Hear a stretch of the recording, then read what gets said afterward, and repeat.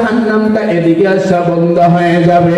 আমার আল্লাহকে ডেকে বলবেন, ও মালিক, আমি আপনার কাছে জানতে চাই, যেই জাহান্নামকে লক্ষ লক্ষ ফেরেশতারা ধরে রাখতে পারে নাই, যেই জাহান্নামকে কোটি কোটি ফেরেশতারা বাঁধিয়ে রাখতে পারে নাই, আপনি এখন কি পানি আমার হাতে দিলেন? দেওয়ার সাথে সাথে জাহান্নামটা এদিকে আসা বন্ধ হয়ে গেল। ও মালিক, নাকি আবে জমজমের পানি কিনা আপনার কাছে জানতে চাই, নাকি আবে হালাতের পানি আপনার কাছে জানতে চাই, নাকি আবে জমজমের পানি আপনার কাছে জানতে চাই? আমার আল্লাহ ডেকে বলবেন, ও পয়গম্বর, আপনি কি জানেন না এটা কিসের পানি? এটা কিন্তু আবে জমজমের পানি নয়, এটা কিন্তু আবে হালাতের পানি নয়। এই পানিটা কিসের আপনি জানেননি?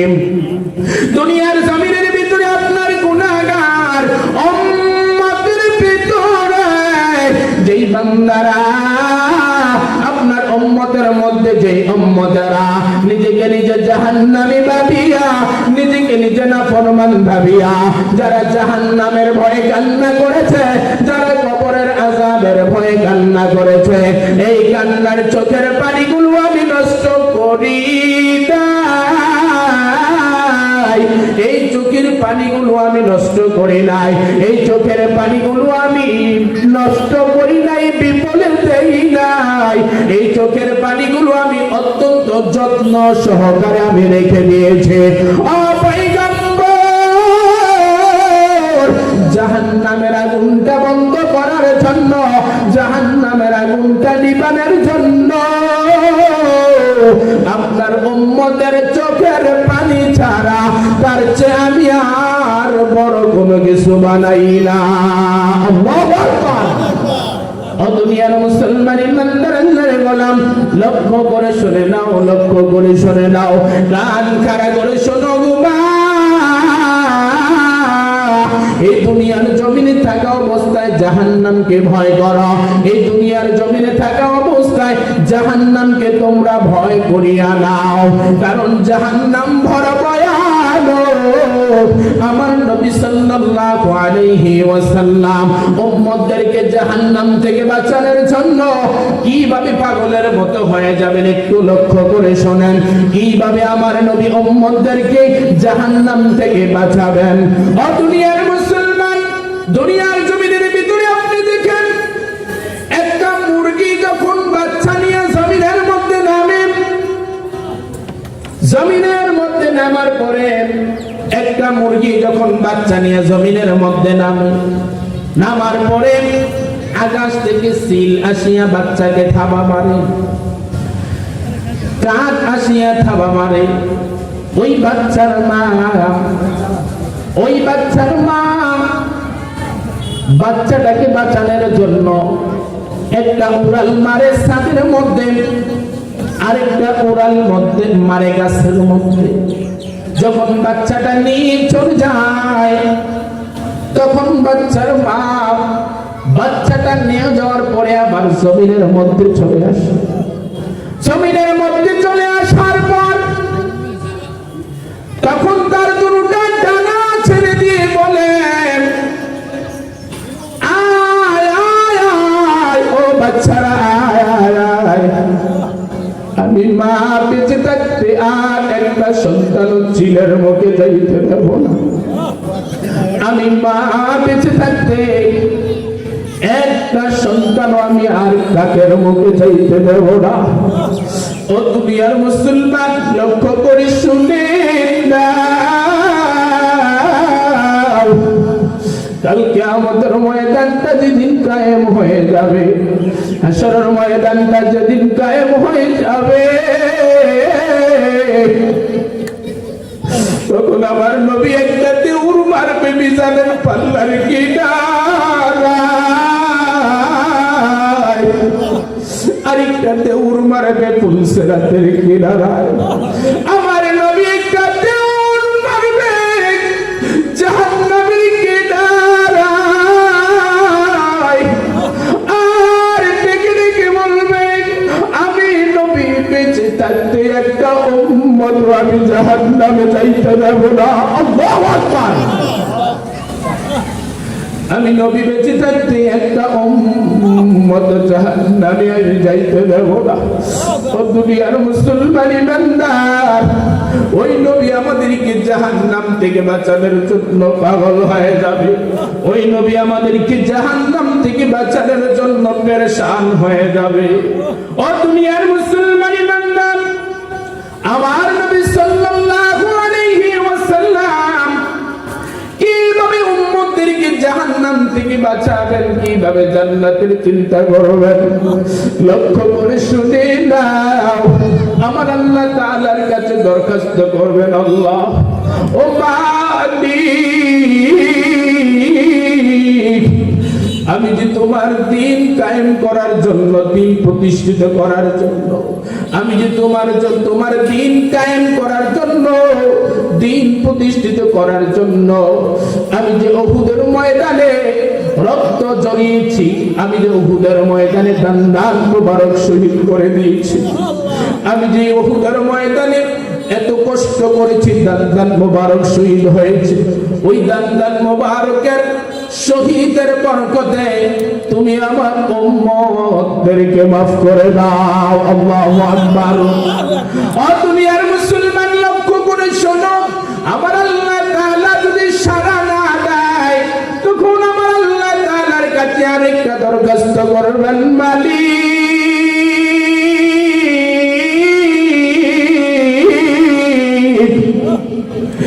আমি যে তায়েফের ময়দানে আপনার দ্বীন কায়েম করার জন্য, ইসলাম প্রতিষ্ঠিত করার জন্য তায়েফের ময়দানে আমি এত রক্ত ঝরালাম, শরীরের এমন কোন জায়গা নাই যে আমি রাসূল মাইর খাই নাই, আমার শরীরের এমন কোন জায়গা নাই যে তায়েফের মানুষেরা আমাকে মারে নাই, আমাকে রক্তাক্ত করে ফেলেছে, আমাকে রক্তাক্ত করে তারা দুনিয়ার জমিন থেকে বিদায় করার চেষ্টা করেছে।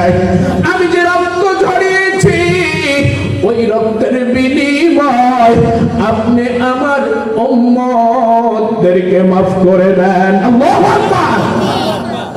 ও দুনিয়ার মুসলমান, আমার নবী যখন এভাবে কান্না করবেন, আমার নবী যখন এভাবে আমার আল্লাহর কাছে কাকুতি মিনতি করবেন, আমার আল্লাহ তাআলা আমার নবীকে ডাকতে বলবেন, হাবিব,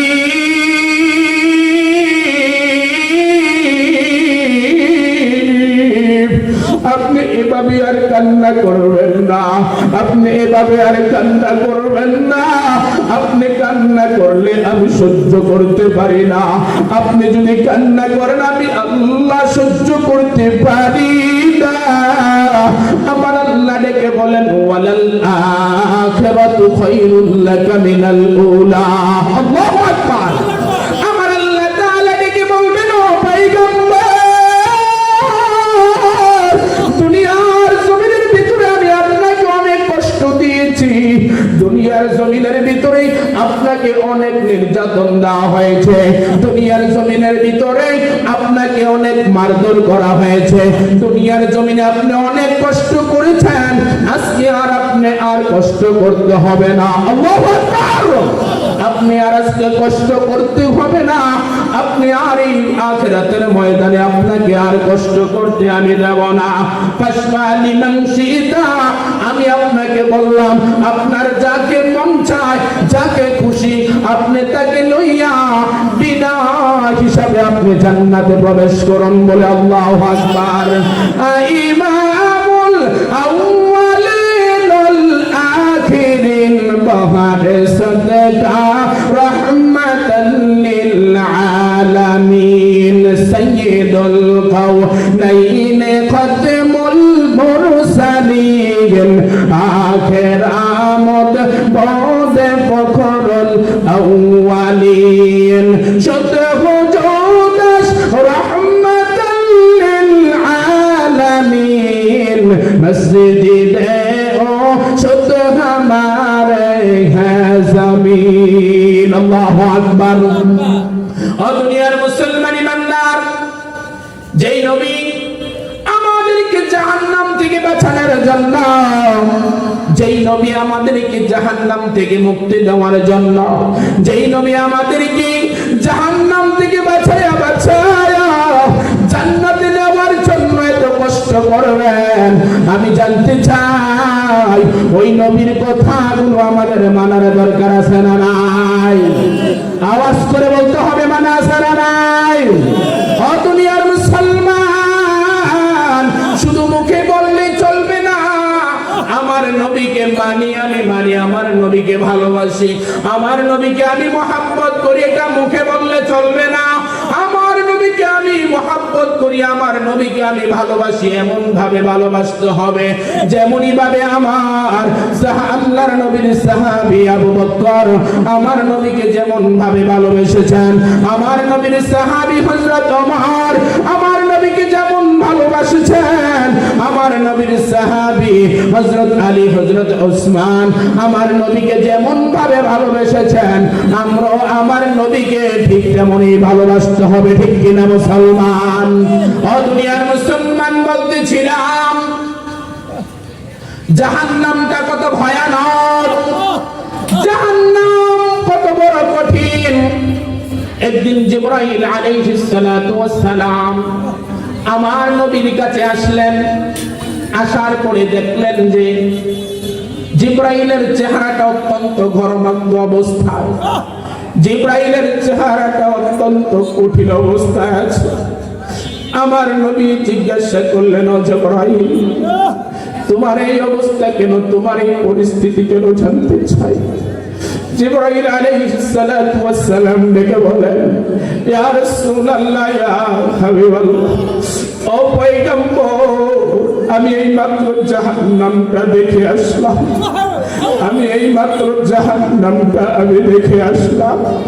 আমি দেখলাম জাহান্নামীদেরকে এমন একটা পোশাক পরানো হবে গো নবী, এমন একটা দুর্গন্ধযুক্ত পোশাক পরানো হবে, যেই দুর্গন্ধযুক্ত পোশাকের একটা কানি যদি দুনিয়ার জমিনের কোথাও যদি লটকাইয়া দেওয়া হয়, ওই দুর্গন্ধ পোশাকের দুর্গন্ধের কারণে দুনিয়ার জমিনের মধ্যে যতগুলো প্রাণী আছে সবগুলো প্রাণী মৃত্যুর মুখে পতিত হয়ে যেত। বলে নাউজুবিল্লাহ। জাহান্নামীদেরকে এত ভয়ানক পোশাক পরানো হবে, এত দুর্গন্ধযুক্ত পোশাক পরানো হবে, এত কঠিন পোশাক পরানো হবে। ও দুনিয়ার মুসলমান ইমানদার,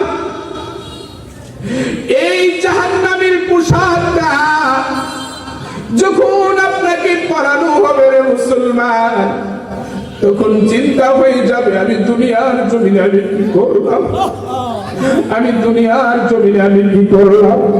দুনিয়ার জমিনের ভিতরে আমি সন্তানের জন্য ব্যস্ত হয়ে গেলাম, দুনিয়ার জমিনে আমি বিবির জন্য ব্যস্ত হয়ে গেলাম, দুনিয়ার জমিনে আমি সম্পদের জন্য ব্যস্ত হয়ে গেলাম, দুনিয়ার জমিনে আমি ক্ষমতার জন্য ব্যস্ত হয়ে গেলাম, দুনিয়ার জমিনের ভিতরে আমি আমার সম্মানের জন্য ব্যস্ত হয়ে গেলাম।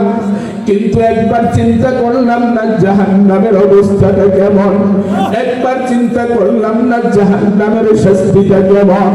ও দুনিয়ার মুসলমান ইমানদার, জাহান্নামের আগুনটা কেমন ভাবে তৈরি করা হয়েছে তুমি কি জানো? জাহান্নামের আগুন থেকে দুনিয়ার আগুনটা তৈরি করা হয়েছে। আদম আলাইহিস সালাতু ওয়াস সালামকে যখন আমার আল্লাহ তাআলা সৃষ্টি করলেন, তার খাদ্য পাকানোর জন্য, তার খাদ্য রান্না করার জন্য আগুনের প্রয়োজন। তখন আমার আল্লাহ তাআলা জিবরাইলকে পাঠালেন, জিবরাইলকে পাঠিয়ে বললেন, ও জিবরাইল, জাহান্নামের ফেরেশতা মালিকের কাছ থেকে একটু আগুন নিয়ে আসো। আল্লাহু আকবার। জাহান্নামের ফেরেশতা মালিকের কাছে একটু আগুন নিয়ে আসো। যখন জিবরাইল তার কাছ থেকে একটু আগুন নিয়ে গেলেন, আগুন নিয়ে যাওয়ার পরে জিবরাইল আলাইহিস সালাতু ওয়াস সালাম এই আগুনটাকে সাহেব নামক, মক্কার জমিনে সাহেব নামক একটা জায়গার মধ্যে রাখলেন। রাখার পরে সাথে সাথে এই আগুনটা পুরো, এই পাহাড়টা পুরো সারখার হয়ে গেল। ওই আগুন থেকে ওই জাহান্নামের আগুনটা আনিয়া 7টা সমুদ্রের ভিতরে 70টা ধোঁয়া দিয়েছে। কয়টা ধোঁয়া? 70টা ধোঁয়া দিয়েছে। ধোঁয়া দেওয়ার পরে যে ধোঁয়াটা উড়েছে, ওই ধোঁয়াটা থেকে দুনিয়ার আগুন তৈরি করা হয়েছে। এই দুনিয়ার আগুন যখন তৈরি করা হয়েছে, এই আগুনটা যখন দুনিয়ার ঘরবাড়ির মধ্যে লেগে যায়, দুনিয়ার ঘরবাড়ির মধ্যে লাগার পরে দুনিয়ার ঘরবাড়ি থাকে নাই। বাজারের মধ্যে যখন আগুন লেগে যায় বাজার থাকে নাই, বিল্ডিং এর মধ্যে যখন আগুন লেগে যায় বিল্ডিং থাকে নাই। দুনিয়ার জমিনের নারায়ে তাকবীর, নারায়ে রিসালাত। প্রধান বক্তার আগমন। ইনশাআল্লাহ আমাদের গ্রামে এইমাত্র প্রধান বক্তা আগমন করেছেন। কিছুক্ষণের মধ্যে ইনশাআল্লাহ আপনারা চলে আসবেন বলে আমি অনুরোধ জানাচ্ছি। যারা আশেপাশে ঘোরাফেরা করছেন, বাড়িতে বসে রয়েছেন, সকলেই মাহফিলের প্যান্ডেলে চলে আসুন। কিছুক্ষণের মধ্যে ইনশাআল্লাহ আমাদের প্রধান বক্তা মাহফিলের মঞ্চে উপস্থিত হবেন।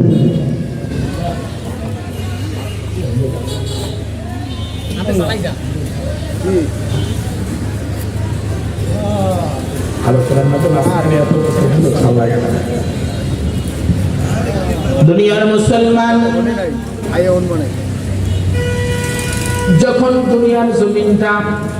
দুনিয়ার জমিনের মধ্যে আগুন লেগে যায়, বাজারে আগুন লাগলে বাজার পড়ে যায়, ঘরের মধ্যে আগুন লাগলে ঘর পড়ে যায়, যেখানে আগুন লাগে দুনিয়ার সব কিছু শেষ হয়ে যায়। কিন্তু আল্লাহ তাআলা যে জাহান্নামের আগুনটা তৈরি করেছেন, জাহান্নামের আগুনের যে 70 ভাগের মাত্র 1 ভাগ দুনিয়ার আগুন। জাহান্নামের আগুনের অর্ডার যখন হয়ে যাবে গো, তখন আপনি পালায়া যাইবার মতো কোনো অবস্থান থাকবে না। আপনি জাহান্নামের আগুন থেকে পালাইবার কোনো সুযোগ থাকবে না। ও দুনিয়ার মুসলমানি বান্দার, ওই সময় আপনার এমন একটা অবস্থান হয়ে যাবে, আপনার একটা পরিস্থিতি হয়ে যাবে। আমার আল্লাহ কোরআনে বলেন, লা ইয়ামুতু ফিহা ওয়া লা ইয়াহইয়া। আল্লাহু আকবার। সেখানে তারা মরবেও না, সেখানে তারা বাঁচবেও। এমন একটা কঠিন পরিস্থিতি হয়ে যাবে, তখন আপনার চিন্তা হয়ে যাবে, আইরে দুনিয়ার জমিনে আমি কি করলাম, দুনিয়ার জমিনে আমি কি করলাম, দুনিয়ার অবস্থানটা আমি কিভাবে শেষ করলাম। আমি যদি দুনিয়ার জমিনের মধ্যে সম্পদ না করতাম, আজকে আমার এই অবস্থা হতো না, আজকে আমার আর এই পরিস্থিতি হতো না। ও দুনিয়ার মুসলমান, তখন জাহান্নামীরা বৃষ্টির জন্য প্রার্থনা করবেন কার কাছে? আওয়াজ করে বলুন, কার কাছে? জাহান্নামীরা বৃষ্টির জন্য আমার আল্লাহর কাছে প্রার্থনা করবে। প্রার্থনা করার পরে আকাশের মধ্যে মেঘ জন্মাবে, আকাশের মধ্যে মেঘ জন্মাবে, কালো কালো মেঘের অবস্থান হবে। মেঘ এমন ভাবে জন্মাবে, মনে করবে জাহান্নামীরা বৃষ্টি পড়বে, তারা একটু ঠান্ডা হবে, তারা একটু ঠান্ডা হয়ে যাবে, তারা একটু শান্তি পেয়ে যাবে। কিন্তু আকাশের মধ্যে যখন মেঘ জন্মাবে, কালো অবস্থান হয়ে যাবে, কালো পরিস্থিতি হয়ে যাবে, মনে করবে বৃষ্টি আসবে, কিন্তু না না না, কিছুক্ষণ পরে দেখবে আকাশ থেকে বৃষ্টি তো পড়ে নাই, শুধু কেবল আকাশ থেকে সাপ আর বিচ্ছু পড়তেছে। জোরে বলেন নাউজুবিল্লাহ। সাপ আর বিচ্ছু পড়তেছে, আর এমন একটা অবস্থান হয়ে যাবে, এক একটা সাপ যখন তাকে ধর্ষণ করতে থাকবে, 100 বছর পর্যন্ত, 50 বছর পর্যন্ত এটার যন্ত্রণা থাকবে। দুনিয়ার মুসলমান, লক্ষ্য করে শুনো, এই জাহান্নামকে ভয় করিয়া দুনিয়ার মধ্যে চলাফেরা করো, কারণ মৃত্যু থেকে কেউ বাঁচতে পারবা, মৃত্যু থেকে কেউ বাঁচতে পারবা না।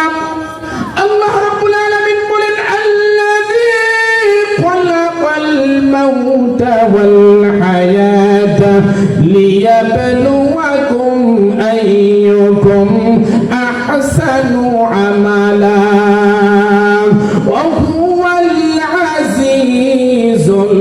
গফুর।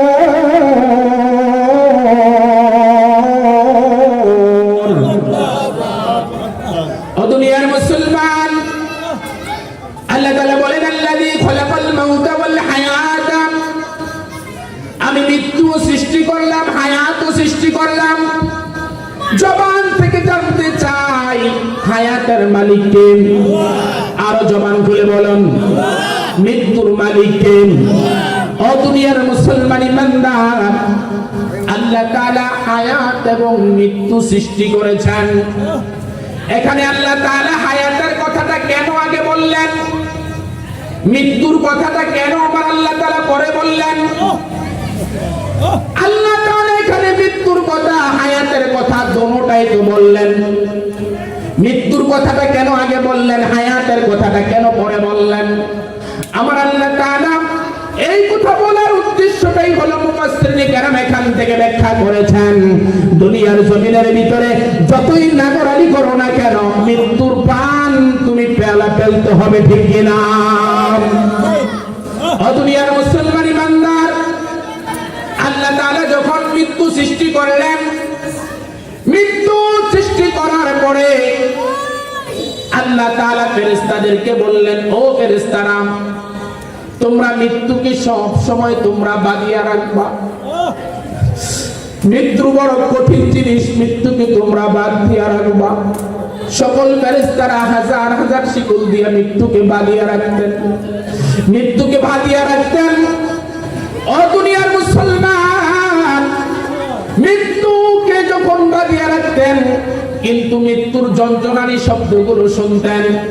একদিন আমার আল্লাহ তাআলা সকল ফেরেশতাদেরকে ডেকে ডেকে বললেন, ও ফেরেশতারা, তোমরা মৃত্যুকে আজকে দর্শন করে নাও, মৃত্যুকে তোমরা দেখে নাও। মৃত্যু কি জিনিস তোমরা বুঝো?